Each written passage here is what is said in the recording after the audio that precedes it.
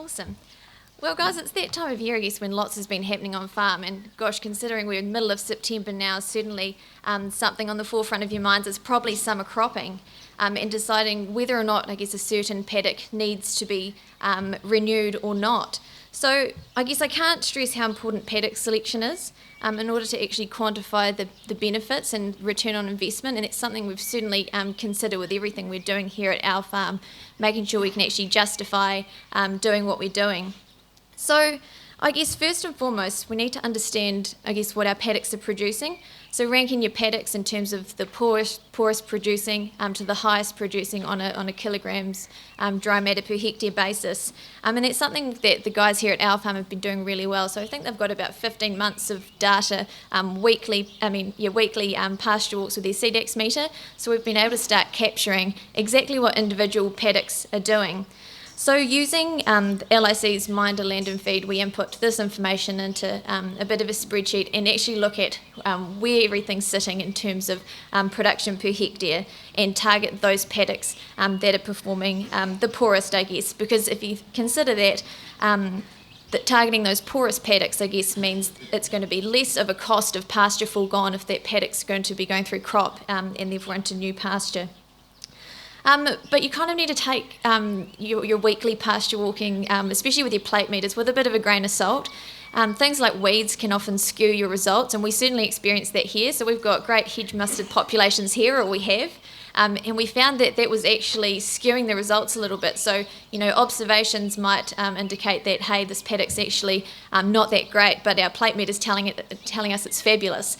So another strategy that we've certainly been using here, and it can be used in conjunction with your pasture production data, or indeed if you're not collecting that kind of information, I guess as a substitute method, is pasture condition scoring. So I've got this little leaflet here with me, and Colin and I have a couple today, but certainly if this is something that you guys want to carry out on farm, come and have a yarn to us at lunchtime and we can give you a couple of these. So what is pasture condition scoring? I guess it's essentially like scoring your cows, but we're out in the paddocks scoring them on a scale of 1 to 5. So this has come from the Pasture Renewal Charitable Trust, and they've got a fabulous website, and I've actually put the link on page 24 in your notes if you wanted to have a wee look there. So they've got the criteria on their website, but I've also included that on page 25 of your notes. So the criteria is on a scale from 1 to 5, so 1 representing the poorest kind of unsalvageable paddocks on farm. So these are, severely damaged, huge bare patches, high weed population, and I guess it means it needs immediate action. All the way to a 5, which indicates, a really good population of desirable plant species, and that's kind of what we're aiming for. So we recommend that this become, I guess, an annual exercise on farm, and it's certainly something that we're doing here. We're actually doing it twice a year, and something that we did last month. So we've actually now got a year-on-year comparison, so August 2015 with August 2016. So, and I guess it's a really good way of also tracking the investments that we're doing here. As you'll be aware, our farm chose to pursue the recommendations we made back in autumn to, I guess, invest a lot in their pastures, something that I guess that needed to be a decision carefully considered given the economic environment. But if you turn to page 25 in your notes, I guess in a nutshell, it shows you exactly what benefits we've seen as a direct result of these investments. So just to give you a quick breakdown, in autumn, what we did is investments included 12 hectares of new perennial ryegrass with clover following our chicory and maize paddocks. We did 12 hectares of winter star annual ryegrass in the poorest performing paddocks that we identified in February. So these were 1s and 2s, and we kind of thought to ourselves, gosh, what are these paddocks even going to produce over winter? And actually built up a bit of a case to lead into crops this spring with an annual ryegrass. We did about 30 hectares of undersowing. This included 12 hectares of undersowing with lush AR37 Italian ryegrass. So this is in our paddocks that we want to crop in the short term, so it's a good way of boosting short-term production. And we did 18 hectares of undersowing with a permanent perennial ryegrass Prospect AR37. And that's for paddocks that I guess are a bit further down the priority list. They might be those paddocks down that end of the farm that aren't necessarily the best case for crops. So the results have been pretty impressive, and we're certainly really stoked, and that graph demonstrates it quite nicely. So the crux of it, I guess, on page 26 22% of the paddocks on this farm are now in a condition score of 5, compared with only 1% in August 2015. 60% of the paddocks on farm are now in a condition score of 4 or more, compared with 41% last year. And 90% of all the paddocks, either undersown or sown into perennial pasture in autumn, have increased to a condition score of 4 or 5. So, really, really pleasing results. And a 4 or 5 indicates to us that these guys have done a fantastic job, and those paddocks don't require any immediate attention. So it's noteworthy also that there's still a few paddocks in that 2 and 3 category, and obviously, we can only go so fast, I guess. 41% of those paddocks are still in a 2 and 3 category, and though they haven't improved, they also haven't had any money spent on them. So that kind of shifts our priority, thinking, hey, let's focus on the 2s and 3s now. And so again, just reinforcing how valuable that pasture condition scoring tool is. So did the results reflect investment in pastures? Well, absolutely yes.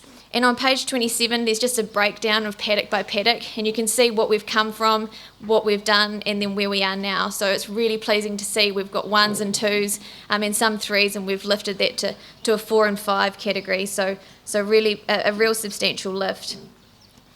Table 2 shows you the breakdown of undersowing. Now, undersowing, I guess to give you a bit of background, sometimes that can be a bit of a tricky one, and it really has to be executed well in order to, I guess, get the best bang for your buck. So given we're only renovating about 10% of the farm per year, going through crop and then going into perennial ryegrass with our current program, the rate of renewal is just too slow. We've still got a lot of paddocks that are, I guess, underperforming on farm. So if we're only doing 10% per year, it's going to be a wee while before we lift those paddocks up to where they need to be. So in regard to remedying those paddocks, we thought, hey, let's put a case together for undersowing. So we used a combination, as I said, of the Italian and perennial ryegrasses, and we're really, really stoked with those results. And to be honest, it's a massive credit to Tom because he executed it so well, in terms of timing of first grazing, and also weed spraying as well. Most paddocks that we walked around when we were pasture condition scoring, you could actually see the rows of undersowing. So huge credit to Tom in that respect. So furthermore, we've actually looked a little bit about pasture quality as well as a means of assessing the benefits of pasture renovations, and I think that's on page 28, Charlotte. So Charlotte's going to comment a little bit about, I guess, interpreting feed quality test results, and I'll pass that over to you, Charlotte, just to make a few comments on that. Thanks very much, Emma. So we're on page 28 and 29. Obviously, with the condition scoring, and I think the numbers can't lie, we've seen a substantial increase as a result of targeting those poor-performing pastures and getting the condition score up. Clearly, there's a very tight correlation or association between condition score and potential dry matter yield potential. So it's a given if something's in better condition, particularly when it's been undersown or regrassed into pasture species of superior genetics, certainly compared to hedge mustard and others anyway, with a weed burden, that you're going to get more feed. So to reiterate, this process is about providing Tom and his team and the cows with more total kilograms of dry matter as a result of pasture renovation and improving those condition scores. A really key question that's been bounced around the management table, and full credit to Doug, who went and talked to Hill Laboratories and got some good support from them, so well done, Doug, on that one, is saying, yes, certainly it is all about kilograms of dry matter per hectare, but with a herd of a high genetic merit as we have here, we would need that to be translating into good pasture quality as well. So thanks to Hill Laboratories and Doug to just secure some support to start looking at pasture quality, but still reiterating it is about quantity of feed as the first priority. So 4 samples that Tom went out and collected that were pre-grazing mass where the cows were going into and cut down to post-grazing residuals of about 1,500 kilograms dry matter per hectare. 4 paddocks were taken, paddock 48, as you can see at the bottom of page 28. That was established ex-chicory autumn of last year into a permanent pasture, perennial ryegrass, AR37 and white clovers. Paddock 56, same, but it was obviously autumn this year, just gone. Paddock 44 was one that was undersown with lush AR37 tetraploid ryegrass, and paddock 45 was our friend that didn't perform terribly well with regard to chicory, bless it, so that's actually going back into chicory this coming October that you'll hear more about shortly. So we've got a range of different new grass options that were tested for quality. The actual Full pasture quality results are on page 40 in the appendix, but I put that into a wee summary table, table 3 at the top of page 29. You can see that on average, without getting bogged down in numbers, on average all of the quality of those new grass paddocks are exceptionally good. To be fair, we haven't included any of those condition score 2 and 3 paddocks as a comparison. And to be fair, all pastures, assuming they are ryegrass dominant through the winter, will be on average high quality.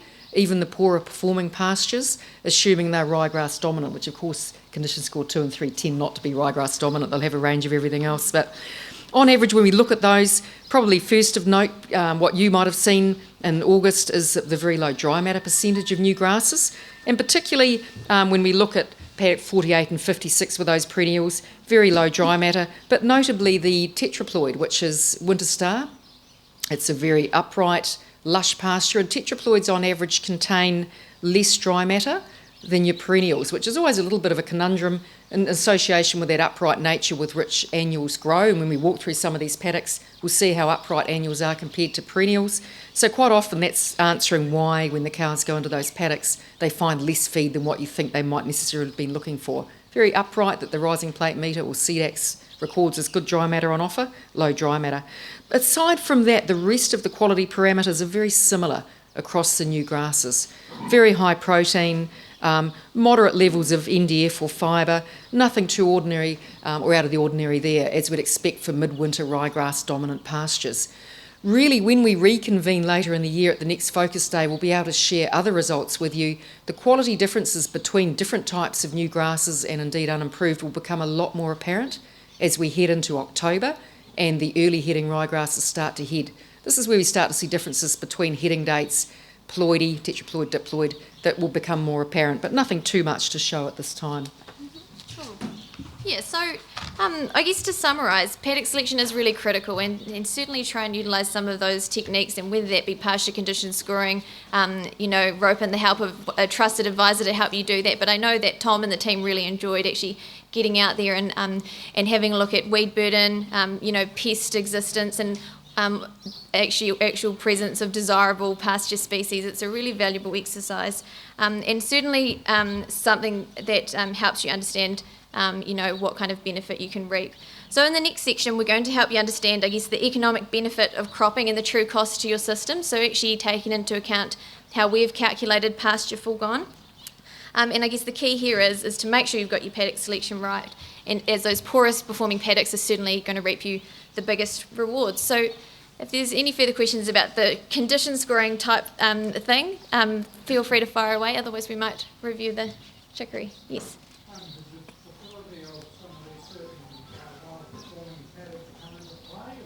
Yeah.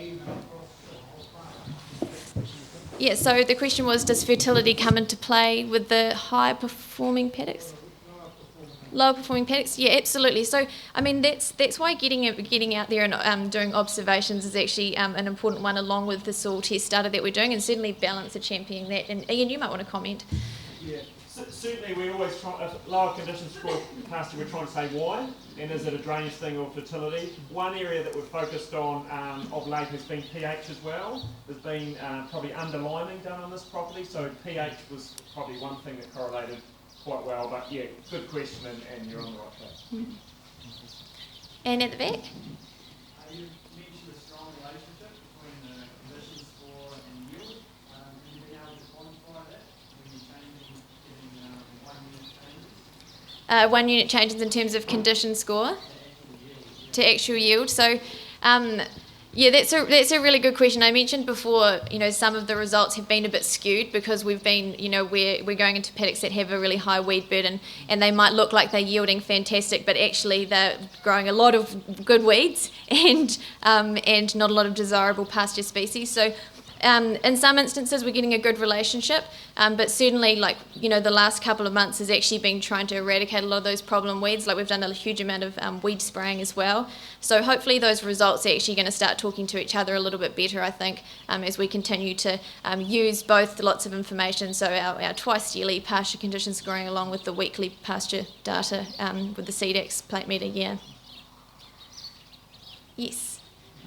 Have you considered renovating Have we considered renovating more than 10% was the question. Yeah, absolutely. And I mean, Charlotte, you might be able to help me comment on this because, to be honest, we're actually going to cover this in the next section, so we could potentially hold that. But that's a fabulous question, and you know, another reason why we've looked to be doing undersowing as well, but we'll comment more on that in the next section. Yeah. Was there another question at the back? Yeah. Yeah, hi. Just going to paddock 45, and you're talking about the weed infestation and summergrass. What sort of summergrass have you seen? Have you seen any likes of yellow bristlegrass? That's an issue in our area. Yeah. So definitely yellow. So haven't seen as much yellow bristlegrass here. Yeah, summergrass. We saw a little bit of cooch as well, and that's another argument for our winter start or our annual ryegrass use here. So we can actually get an autumn spray, but certainly that caused us a huge amount of headaches. And last spring was a bit of a difficult one. Like, there was multiple split germinations of not only the crop but weeds as well. So timing of weed spray, split germination of crop, timing to first grazings. There's a few headaches last year. So we're hoping by leading in, and we'll talk a bit more about this, actually a bit more of a program typed approach, leading into crops with an annual, hopefully getting another stab at these problem weeds and reduce that risk this year, I guess. Yeah. Cool. One more. The chicory yield from your direct drilling last year, were you happy with that, or you reconsider that approach? Oh, yes. So we've got, we're actually talking about the yield coming up. And are you referring to in terms of cultivation method? Yeah. So, I mean, I guess there's a few arguments for that one.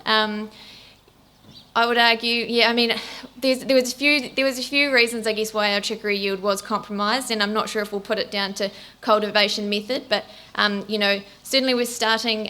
We kind of came onto this farm in about July last year, and I know spring was quite a challenging season for us last year, and there was a few things to work on in terms of fertility, and I know the spring was a bit tricky as well. We hope that by actually doing this programmed approach and leading in with the annual ryegrass is actually going to reap us the rewards this year, because I'm not entirely sure that cultivation method was going to directly influence those yield results. Yeah. Cool. So we might. Is that fine? We might move on to the actually a good lead into the review of the chicory, to be honest. So you need to kick that off, Charlotte. Okay. Thanks, Emma, and thanks to you guys. It's some really good discussion that does indeed lead into this.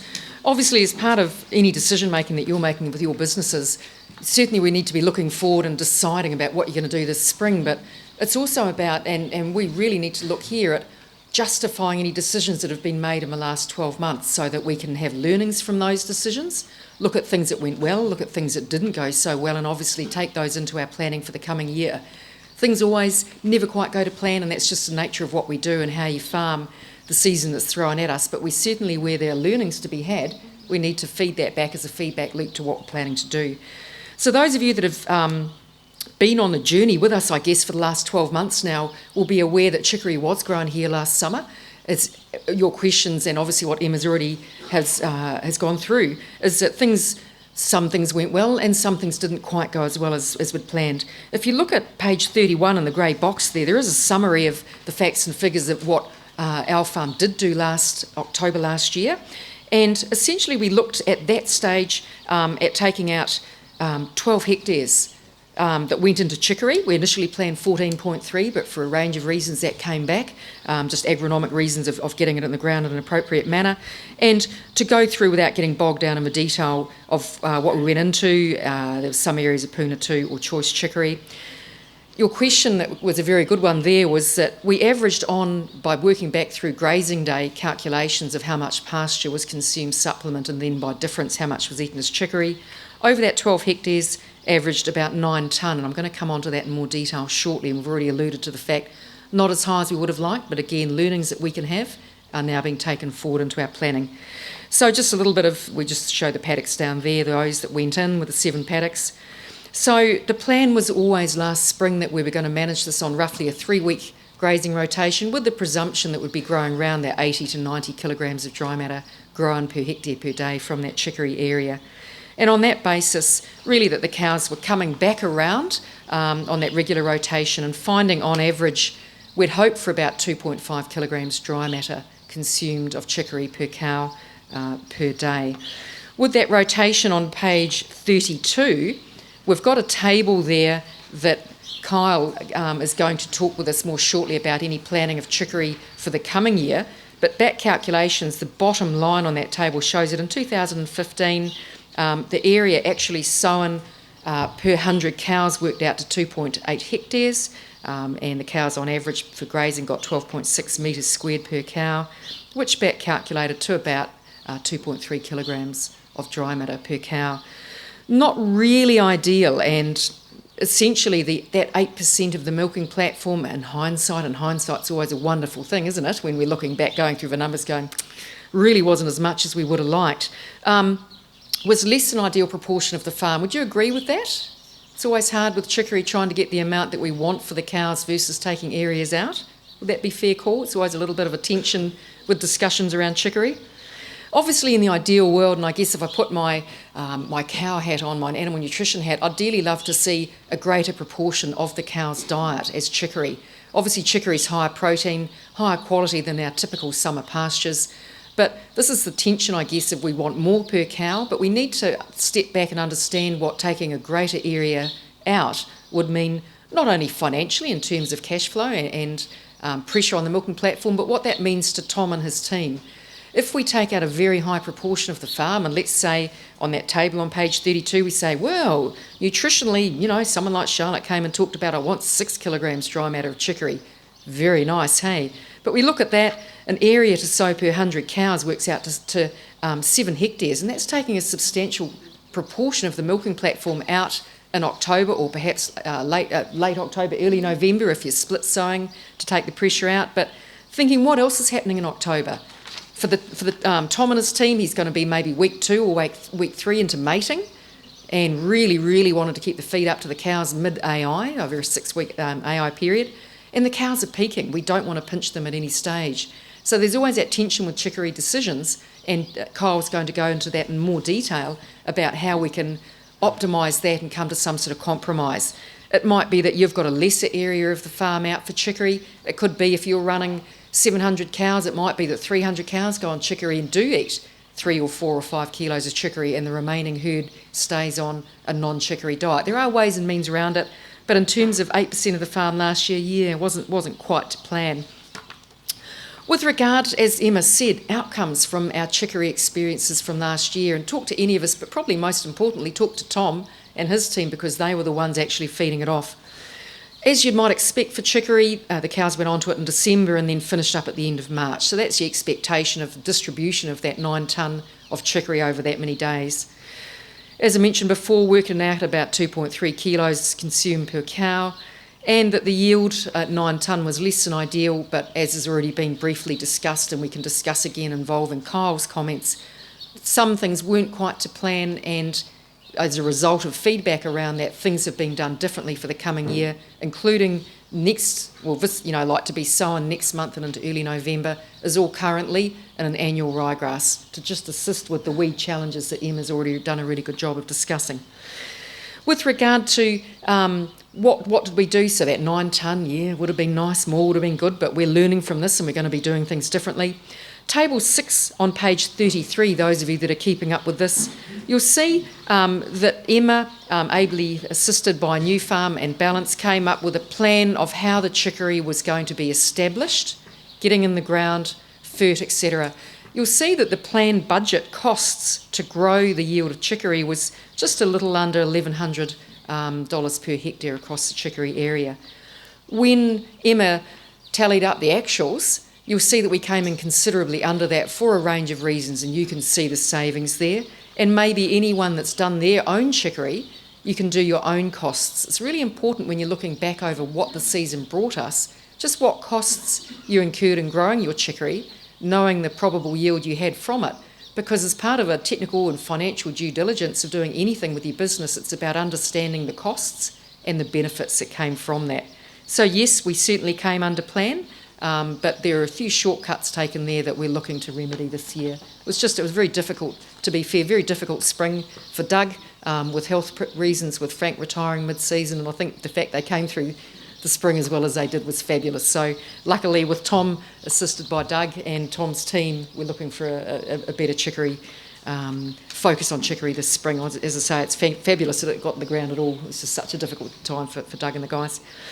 So if we flip over to page 34, you don't have to look at the pages, but anyway, if you want to carry on what we're talking about, what we did was, and this is something you can do at home by filling in the table on the previous page, if you take your dollars per hectare that you spent or invested to grow your chicory, but indeed you can do this for any of your summer crops, and Kyle's going to talk more about this shortly, if you divide that $666 by 9,000 kilograms, it'll give you the cost to grow that chicory at 7.4 cents per kilogram dry matter. The costs were down, the yields were down, but if we stopped at this point, you'd say that still looks quite good. But the issue is, and we can't forget this, is as soon as we spray a paddock out, even your poorest performing paddocks, because you've condition scored your paddocks, as Emma's explained, is a great option, or indeed if you have through Minder Land and Feed or other ways that you're ranking your paddocks through grazing day back calculations, we have an option when we're looking at summer cropping, which of course is to do nothing. And that is an option some people took advantage of last year, because even your poorest performing paddocks will still grow some pasture through that time. As soon as we spray it out, that is no longer growing. So to give a real cost to your summer crop, and in this case with our farm's 9 tonne per hectare of chicory, we do need to apportion a value of that pasture that is no longer growing to give us an honest and real value of what that's worth.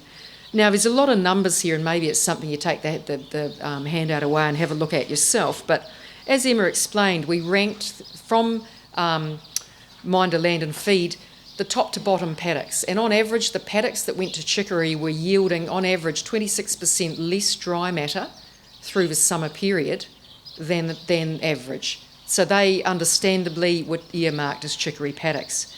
So if we look on table 8 at the bottom of page 34, with the good records, the really neat data that Tom and Doug and the team are starting to harvest from here, is that you can see the actual growth rates that were grown October, November, December, January, February, March here at our farm last summer. So on average through that period, there was just under 6.5 tonne of pasture grown over the period at which chicory was sprayed out and then back sown down to permanent pasture behind it. So what we did, we went to Dairy NZ, and there's some awesome resources available at your fingertips now. And Dairy New Zealand, as part of the forage, or the FVI Forage Value Index, is apportioning the economic value of your pasture at different times of the year. And during early spring through to late spring, we've got a lot of feed, so it's apportioned a lower economic value than it is when feed becomes more valuable to you and your cows and your business through the summer months. So in the second to right-hand column on table 8 at the bottom of page 34, the economic value from Dairy New Zealand is valued at 17 cents per kilogram dry matter. That's your value of your pasture at that time of year. Not unsurprising in our summer dry environment here, when we get to December through to March, it's valued at 37 cents per kilogram dry matter. So if we average that out, that 6.35 tonne of dry matter that was pasture grown in our farm over the summer was valued at $1,855 per hectare to give it an economic value of what the pasture was worth.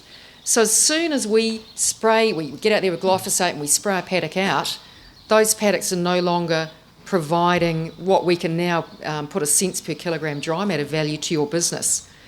Having said that, we're not taking out an average paddock for chicory, we're taking out something that is performing more poorly, and in this case, on average, 26% of the farm's average dry matter yield.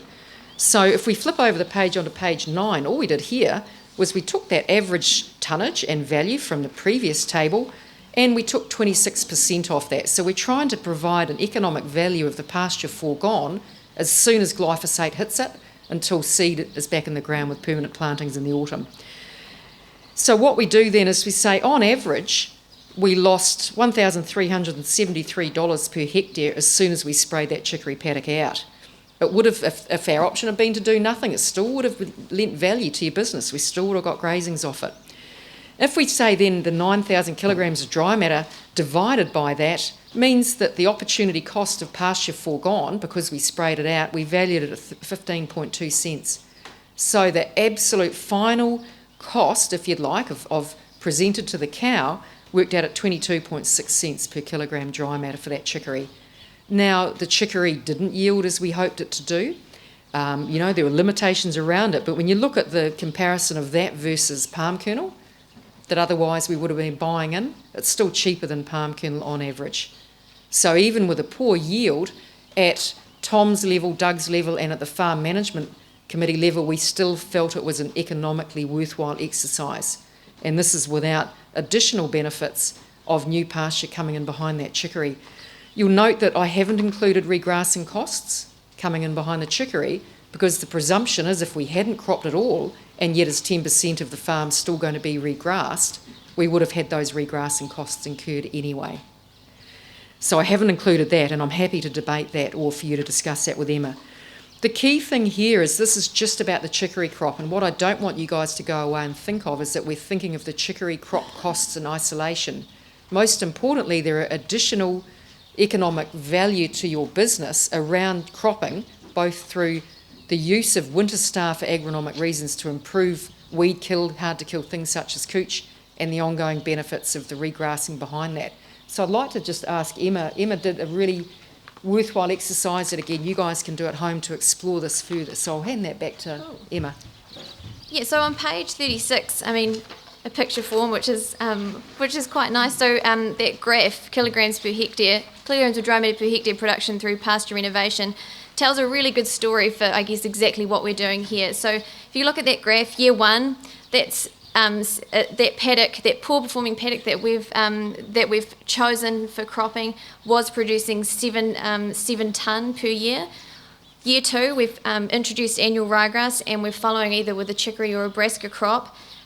So our annual yield for that year is up to about 18 tonnes, so that's assuming just under 8 tonne of annual ryegrass, and that's reflective of some dry matter or grass trials that we do locally, so one from out at John Austin's 2 years ago.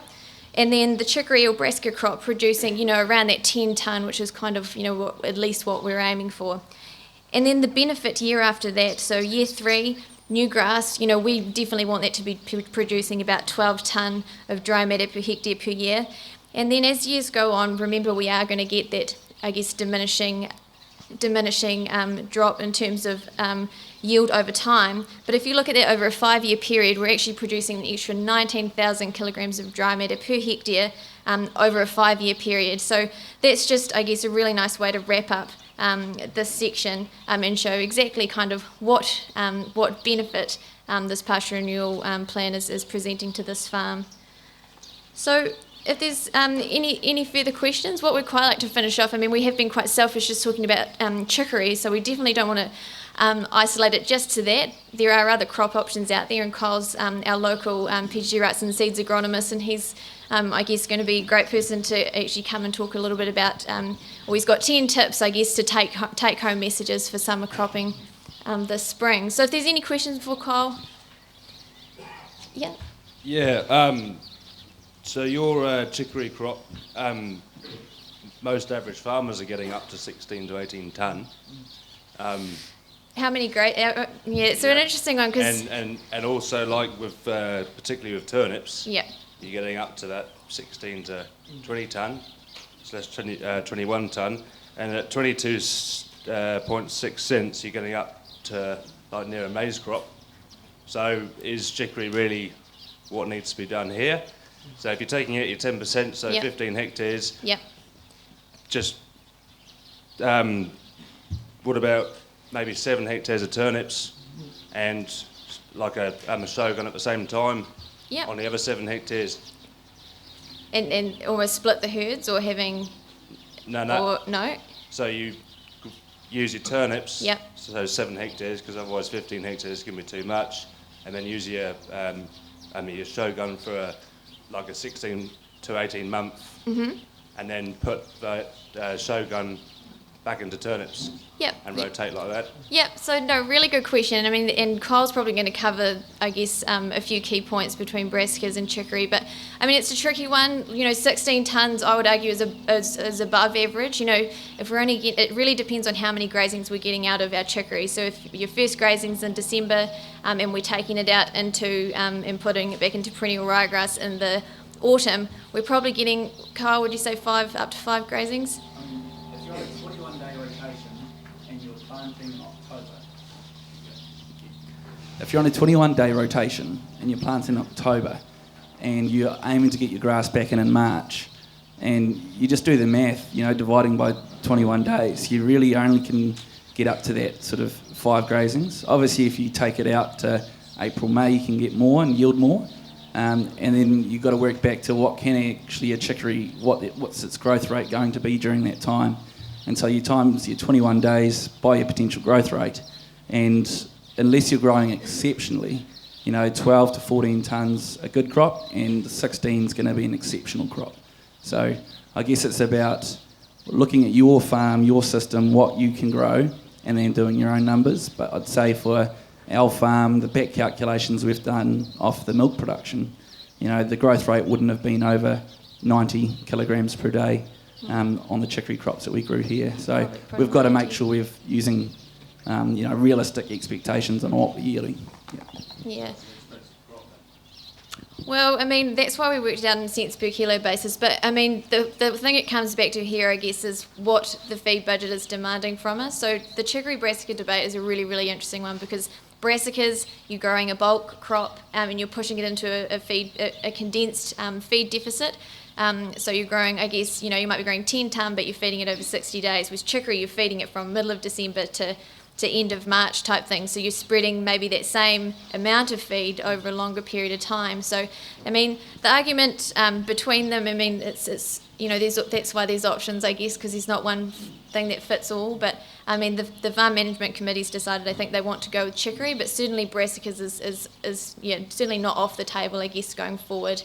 And if the feed budget demand changes, if that goes from the 3 to up to 4 or 5, then maybe brassicas is the answer in that situation. Yeah. It's important to note that the cents per kilogram of dry matter used is down to cow's throat. Yep. So we're not actually taking into account the maize.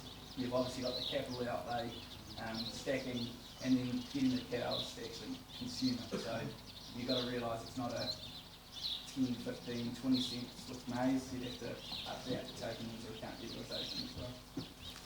So there has been farm act modelling done on the maize example? Yeah. And the result? Doug?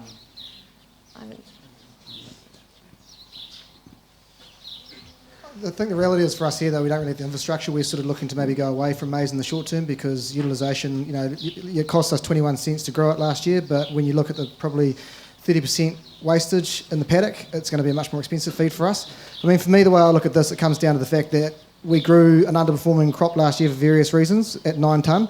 If we grow at the crop's capable of doing it, say 11 or 12 tonnes, that'll make that cost of feed a lot cheaper again, and then it will be for us a much more viable feed. That'll, for that part of the feed budget, it'll make it a lot more viable for us. So it's really an infrastructure thing around the maize. And that's what Tom was saying. Feed sources that we've got on hand, we've got 200 tonne of maize sitting in the stack.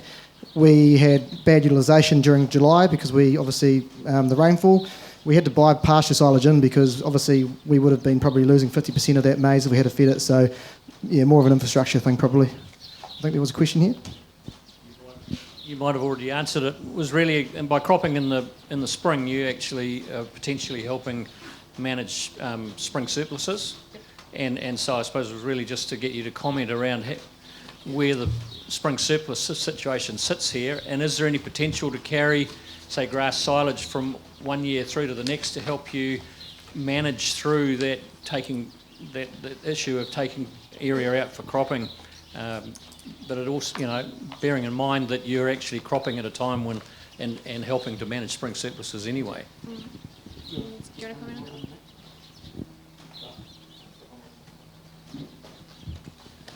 Great analysis, and I think if we were standing here in 12 months' time, it'd be very different, because if you look on that table on page 33, the plan was at sowing to have lime with that and DAP down the spout, and neither of those things happened. So we kind of had an engine there, but we didn't fuel it enough. And so, I think if we were here in 12 months' time, we'd be looking at 2 to 3 tonnes more. And so this is kind of poor practice in the spirit of transparency, and we were in catch-up mode a year ago, whereas this year things have been much more spot on, and we're much happier with Yeah, I where think things that's are a at. really good comment. So It I think really- you've been pretty kind and not highlighting those sort of things. Really, you know, we were in catch-up mode, and FERT didn't go on with the sowing, and probably one less round of nitrogen onto that chicory. Cool, thanks, Ian. I guess just in passing comment around the pasture silage as well, that modelling that we did for the Y weight side of things, that incorporates buying silage in so that we've got those feed sources early next year. But yeah, obviously, and obviously investing in that pasture quality now, we want to have the ability to grow a genuine surplus at this time of the year to harvest a bit more to carry over to the next season as well. But yeah, it's all going to be dependent on weather conditions we get. Yeah, Doug, as one of the farmers on the management committee, I think it's just worth commenting that while we've persisted with chicory this year and why we're actually doing it, we struggled at first to find any accurate quality data about yields, costs around chicory. So part of the reason that we've stuck with it is that we make sure that we can get this data that's being produced.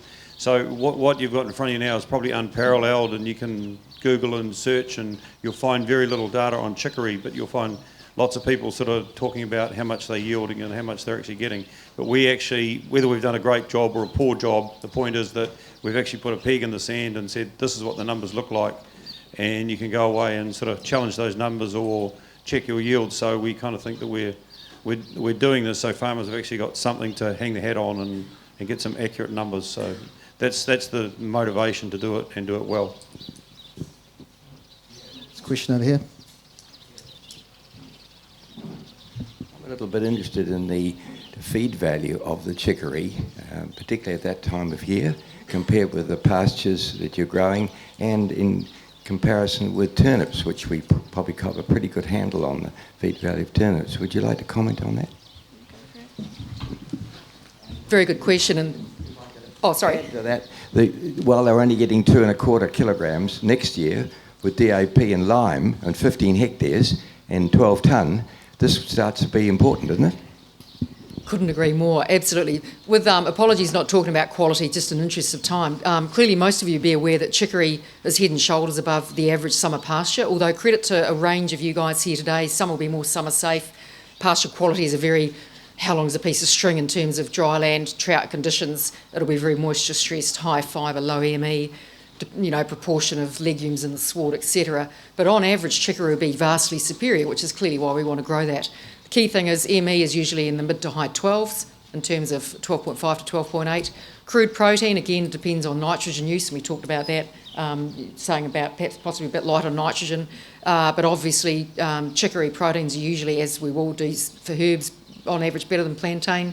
22, even as high as 28 I've seen, protein, great protein source. This is chicory we're talking about here. In comparison to that, turnips, with the bulb aspect of it, the bulbs contain about 12% crude protein, and tops will range from 18 to 24% crude protein.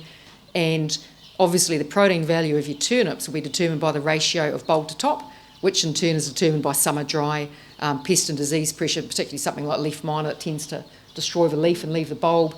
So if you're looking for a true protein source, as many of us are with cows of high genetic merit, particularly if you're a higher stocked maize silage user, protein is obviously valuable. Chicory on average will deliver more protein over the summer than turnips, but in turn, turnips the protein supply depends on keeping those tops on, and also the ratio of bulb to top, which is determined by other things like stocking rates. So they're probably energy and protein.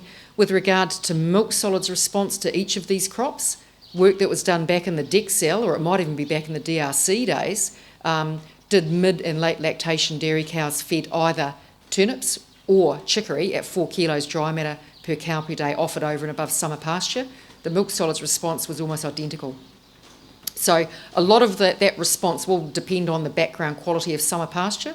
The poorer the summer pasture quality and the lower protein, you'd probably expect a better response from chicory. If you're limping along with not bad levels of protein in summer pasture, line ball, those responses were in the low 40 grams milk solids per kilogram dry matter of either turnip or chicory, which is quite low, but it was a late lactation study, like right at the tail end of lactation.